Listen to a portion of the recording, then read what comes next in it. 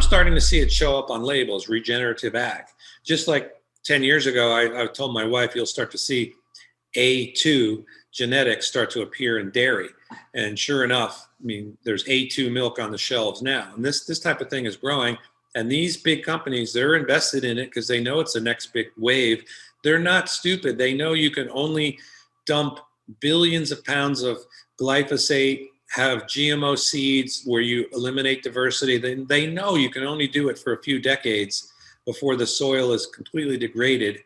Yeah, growing indoors is great, but you can only grow lettuces. I don't see anybody putting a wheat field in their front room with LED lights. That's just not realistic.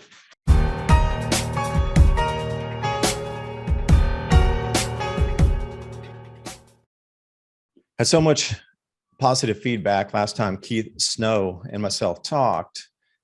Food prices continuing, inflation not being transitory, a lot of things disappearing out of, let's say, the shelves that we're seeing across supermarkets. Just our availability for foods is going to, change a little bit. So Keith running foodstoragefeast.com. We're going to talk about that today as well. The above ground crops are going to have more difficulty with the hail, the wind, the freezes, but below ground tuber type crops definitely are going to be the staple. I mean, they're still staples across an enormous amount of the world, from cassava to taro to the potatoes, and it keeps going on down the list there. So Keith, I appreciate you joining me today. I know there's a lot to talk about. Go and buy something. And yeah, do you do Venmo? Sure, you send somebody a Venmo payment. Now this year, those people are going to start reporting that. All that stuff is going to be reported. So it's harder and harder to use the online tools. And like you mentioned, farmers market. Okay, all of a sudden, if you bring up, and we had things called tailgate markets, and it was just trucks that would pull up, they'd back up their pickup truck, and they'd have, corn or honey or tomatoes, and they had a table, and you bought it from them. Eventually, those people are going to have a business license to transact. And then, from there, eventually the dollar will go away. And I think it's all headed there, and it's scary to think about. But this is what's happening around us. And this is why, we need to start paying attention to what is really important. But the way that it's being set up right now, digital currencies, and that's the way the Fed coin on the digital space, this programmable money, will be out next year too, in 2023. So it seems like they're getting everybody ID.me to get ready for the unveiling of the Fed coin, which is a central bank digital currency, which pings right back to where you said cash is going to go away. So every dollar will know where it's going to be spent. Now, your access to these digital dollars are going to be required for this ID.me facial recognition thing. And then in addition, what else? Because it's not going to stop there. Because if they have all the money, then they really control you. If you have no ability to grow your own food or buy it in a supermarket because you're not on the system, then what? Then what, really? Yeah, well, again, I think a lot of people always say, oh, we're America. This could never happen here. What is happening? Yeah, do a little research into China's social credit score and see how tightly they control everything there. It's very tightly controlled.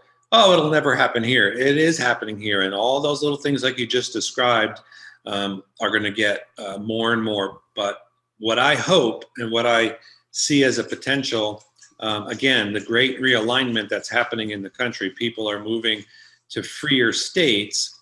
At some point, they're just going to, the politics in this country are a complete and utter joke. So the left, the right, they're all, it's all theater. So at some point, I think the states, again, going back to my description of some of the Russian states, some of those breakaway states, I do believe that will happen here, and that new countries will be formed inside this country. And I believe it's this oppression and tyranny that they're really, the screws being tightened to where you can't buy something without showing proof of this or that. The more they do that, the more alignment is going to happen, and people are going to be moving to freer states. And eventually, I do believe that the country that we know might wind up being individual countries. And those great big powers that exert all these forces won't be able to do it anymore. I mean, you just take property tax for an example. I mean, that was never something that I don't even think that's in the Constitution as possible. But lots of things aren't in the Constitution. But you have regulations, laws. I mean, just go and try and buy a personal protection item in Massachusetts, for instance, or to carry one. I mean, the hoops you would have to jump through are crazy. So I do think at some point this country will sadly break into pieces, and a lot of the overlords would be tossed to the side. Now, that's an ugly process, but I do think if this keeps up the way it's heading, that's a possibility. It's a very dark thought, but yeah. Yeah, Texas had been floating the idea as well. And, if you look at the balkanization of those countries post-Russia, what we understand, Soviet Union, Lithuania, Poland, Czechoslovakia, which broke into Slovenia, and Czech Republic. I mean, just go down that whole line there, and then you get over to Georgia and Armenia, Azerbaijan area. Those are all independents now, but they still rely on the great power because they didn't have anything that set them aside as a producer of energies. Well, I mean, if you're in the Caspian Sea basin there with Azerbaijan, of course, but to refine that into the fertilizers, to bring in the machinery for farming and that sort of thing, that all came from another, what you consider superpower that had this massive manufacturing. I mean, inside Lithuania or Latvia, how many factories making massive farm machinery and generators and transformers do you think there are in Latvia? There aren't. They rely so heavily on imports from so many other things just to keep their dailies going, imports of food. They don't grow enough to even feed their entire population. And think about these things that we can't grow, but we need to manufacture. Steel smelting, steel, cold rolled steel, carbon fiber. That's not coming from Latvia. That's coming from somewhere else, United States, China, Russia.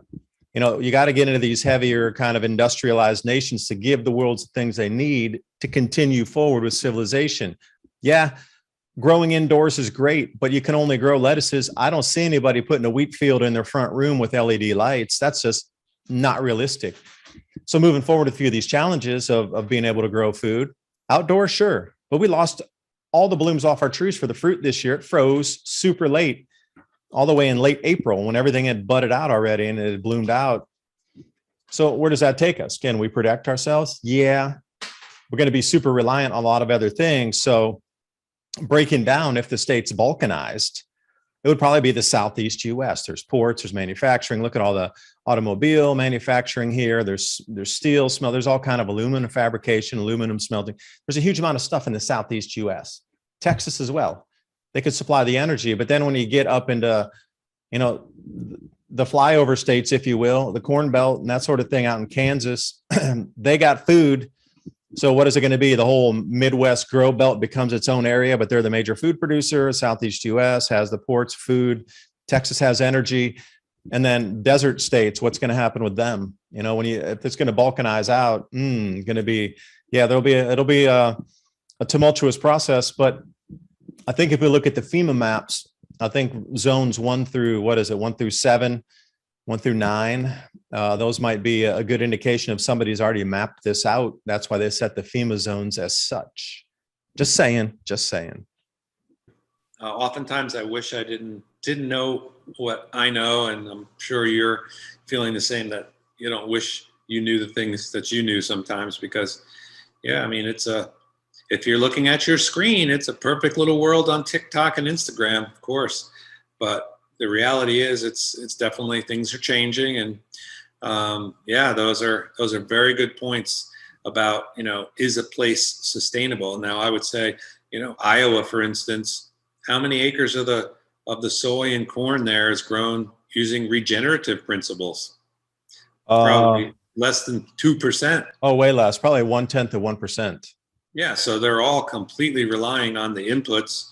Those are all big, giant global companies.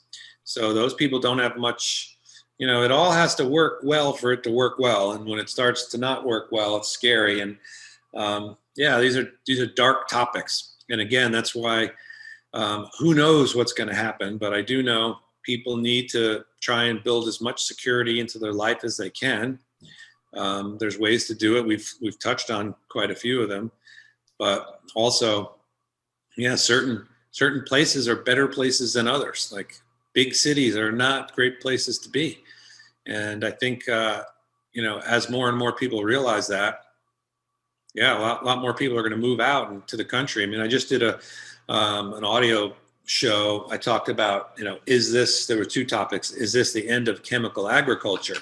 Seeing how much, and I can't remember the number, but it's a great number, the amount of phosphate that we have to import from China. And they stopped all their phosphate exports, I think, last October, or something around there.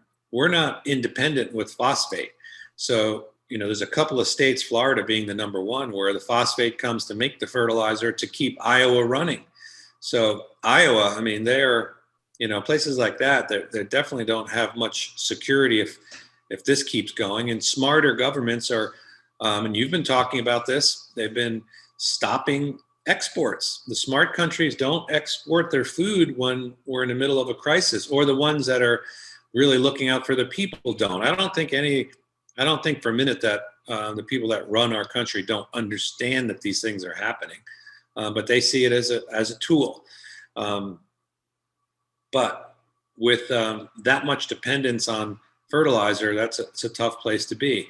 And I think, one answer to the chemical thing and chemical agriculture thing is regenerative practices. Now that it takes a couple of years to do it, but the soil is everything. And if you don't have healthy soil, I mean, throughout millennia, the societies that degraded their soils don't exist. And we're seeing that right now, where think about this great experiment of chemical agriculture started, let's say around the 50s. NPK, what a wonderful thing. And then you went from NPK and row crops into genetically modified, and people were promised a world. The yields are so much higher, the inputs are less. But you got the opposite. And in addition to getting the opposite, you also became completely reliant on government subsidies and seeds and chemicals that come from a few different companies. So you got the opposite. It's just like the Affordable Care Act. Whatever they named something, just assume it's the opposite. It wasn't affordable. Just like the Patriot Act wasn't very patriotic. These things all tied together. But regenerative agriculture is something that I'm very excited about. I think it offers a lot of promise. And if you can, graze animals and move them often on land, and then, keep things growing in the soil at all times, don't till the soil, eliminate the use of pesticides and all that. Yeah, if you're a big farm that's doing row crops in the way I described earlier, yeah, you're going to have a suffering point. But the farms that have realized, and a lot more will realize it this year, it's just untenable to pay these type of input costs. So they're going to be forced to either say, screw it and sell it to a real estate developer, or to adopt other practices. And there are a lot of people out there promoting regenerative ag and permaculture, and these things can offer, we talked about a lot of things on here that if everyone is watching this entire interview, I mean, they may want to throw their hands up and say, oh, crap, it's grim, but there are things happening, and regenerative ag is one of them. And don't think for a moment that those big ag companies don't understand that that's happening. Now, a lot of times, just like, banks will, or governments will, want to have a war, but they sell the war equipment at the same time.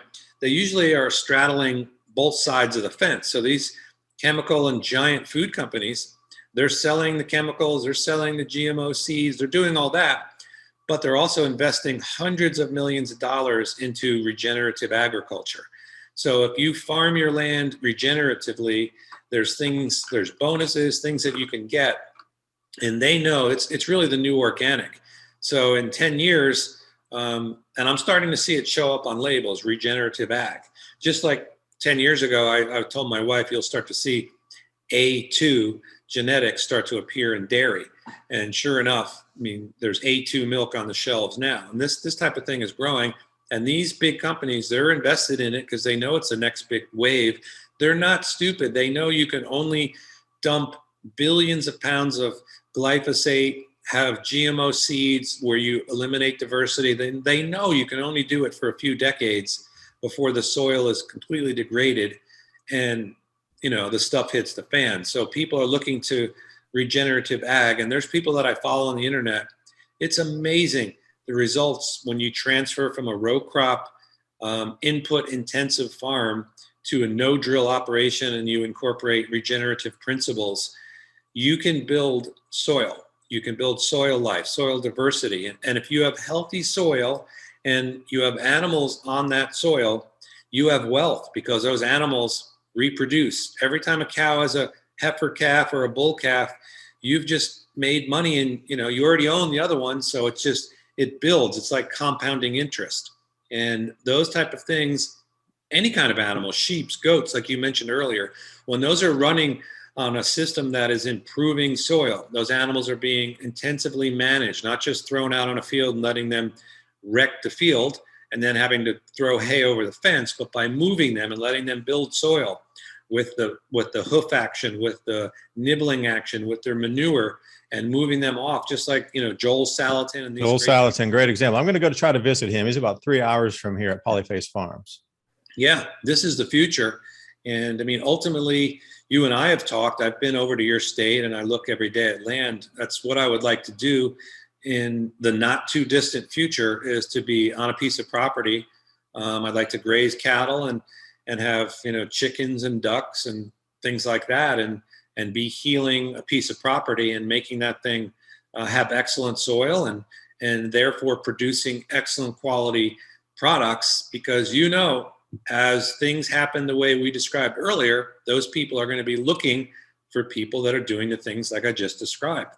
Do you think somebody that has a regenerative farm like Brown's Ranch in North Dakota, do you think they have any trouble selling their beef, eggs, or pork or chicken? No, they have regular customers. And to answer your question about farm markets being stopped and all that, they go and they have drops, so people will meet the truck and they'll buy those, and they order it ahead of time, they pay ahead of time. Again, part of that is in the system, whatever finance and applications that are online to take the payments. But the bigger point is that the farmer is bringing the goods right from the healthy soil, and they have drops, and people are getting the foods they need. And that's where I see the future. That's what I think will happen, and that's a future I want to be a part of. Yeah, and we'll have to protect that too. Now, let me add into compost here. I have a personal story. So I ended up connecting with Monterey Mushroom, and I have a driver with he has a pretty good sized dump truck, comes in, he can carry 20 cubic yards max fill. So ended up getting 60 cubic yards of mushroom compost. But at the same time, I was interested in getting a few other types of compost to mix it up to have a real natural fertilized compost. So chicken manure and cow manures mixed in with that. But the driver who I use has also been looking for some of this stuff because he has a farm as well. It's nigh impossible. The only reason I was able to get the compost is because I have a registered farm. And Monterey Mushroom, wherever it is, they have facilities everywhere in all 50 states, lots of them around. They only deal with registered farms that are taking 10 cubic yards or more. They will not facilitate a small trailer, some sort of pickup truck coming in. No, you bring in a rig and you pick it up, and that's all they want to deliver with. And so it's coming down to getting horse manure mixed with hay. And one time per month, maybe a load of 6 or 5 cubic yards of chicken dung. That's it. That's all that's left. And the amazing point about this is I was asking, driver that helps me, can we get more next month in February? Can we get like one, a couple deliveries per month through the season? Because we're going to use that to compost all the 100 and some fruit trees, to set up a whole new garden area, thicken the soils and do all this. He's like, no. After January, at the end here, the 31st, everything's been forward bought by a single buyer for all mushroom compost coming out of the several Monterey mushroom facilities here in East Tennessee. All of it's been forward bought. There's not a single kilogram available for anybody from the public because it's all been bought. Now, who has that kind of money to rock in and say, we're going to take 500,000 tons of compost from the mushroom logs out of these 5 facilities for the rest of the year? Who's got that kind of money to plunk that down and get the guaranteed delivery? Who's got that kind of transport that can come in with their either dump trucks or trailers to come in and completely clean that place out day after day after month after month after month? That is a massive buyer. You're talking about millions, 500,000 tons of compost coming out. Where do you put that? Somebody's getting ready to start fertilizing their fields again with compost, going away from the chemical ag, guaranteed. But who is it with that level of buy power? And I don't know. But that's kind of what's happening here on this side. Luckily, I got 60 cubic yards of the mushroom compost. That's enough to start. But I would sure love to get a few other natural ingredients to mix in there to, make that such a more viable mixture. We got the mycorrhiza and the kelp and all that, but to throw the chicken dung and then throw the horse manure in there mixed with the straw, that's already been horses are messy eaters. You got to clean them out, to clean the stalls all the time. So to have all that as a mix, that would be the perfect soil builder. And then I could probably buy some soil builder, which is basically wood dust. Oh, and another thing, you could go to a sawmill and ask them to load your truck. And then you could make, you're going to play chemistry set out in the fields, but it's not really bad. Well, you can try some different mixes of, say, 70% compost with a soil builder, 25%, and then mix in a couple 0.5% of whatever. And you start mixing and matching until you get the right consistency that'll build your soil, provide the nutrients, and give those plants somewhere that they love to live. And hay bale gardening, there's all these new techniques and things to try this year. But getting compost to be able to go on an organic to build your own soil, you're probably going to have to move down to the Jadam method here out of Korea to start from scratch. Because what I am talking about, if you are not a registered farm, I'm sorry, it is too late now. They have crossed that Rubicon where you're a registered business farm, you present your card at purchase, or you don't get it, period. And that's the way it's already in Tennessee. So I can imagine it's far more strict in places like California, upper New England states areas. So how would people, again, back to the Victory Garden, okay, every family across the United States starts to grow food in their backyard. How do they start it up? The fertilizer will not be what they thought it would be. It's going to be incredibly expensive out of Home Depot or Lowe's, probably 5 to 8 more times expensive than it is now. And then how do they start to build their own soils as a garden when they strip off the grass? It's hard clay.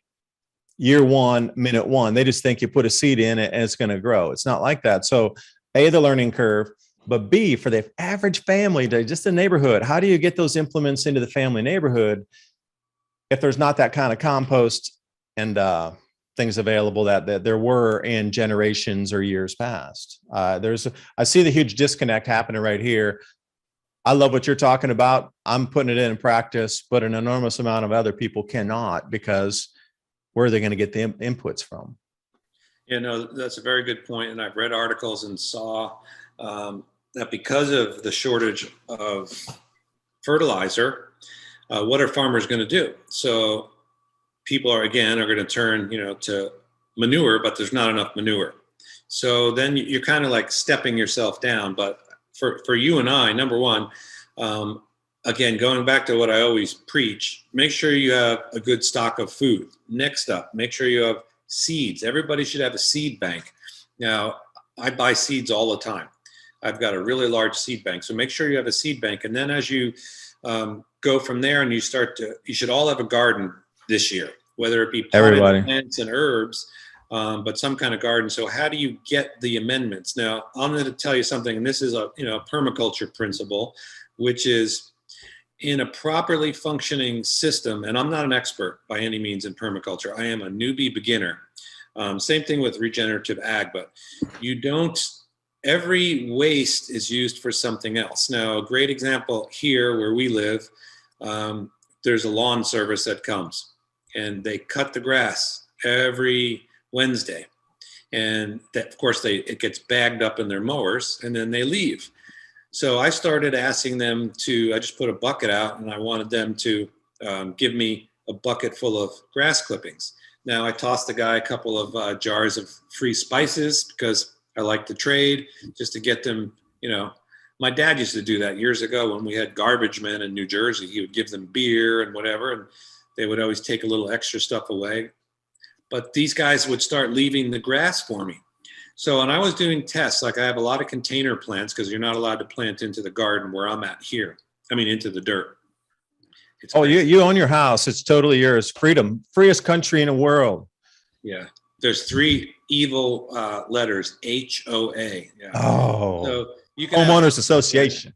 Yeah, homeowners association. But I noticed in my potted plants, the ones where the seeds, they were planted at the same time, same crop, same soil, same light exposure, everything.